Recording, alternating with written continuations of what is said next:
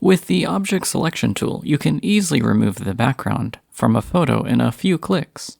Here's how to do that. Note, you'll need Affinity Photo version 2.6 or newer to use the Object Selection tool, as well as have installed the necessary machine learning model. If you haven't already, install the machine learning model by going to Affinity Photo's settings by pressing Ctrl and comma on Windows or Command and comma on Mac. Then go to Machine Learning. Ensure the Segmentation Machine Learning model is installed. With your photo open, select the layer with the photo. Then, click the Object Selection tool from the toolbar.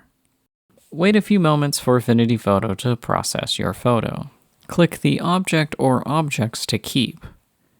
You can also use other selection tools like the Selection Brush tool to refine your selection. Once you're satisfied with your selection, click the Mask Layer button to create a mask from your selection.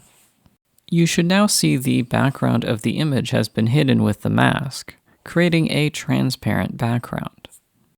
If you found this video helpful, be sure to like this video. Thanks for watching. Until next time.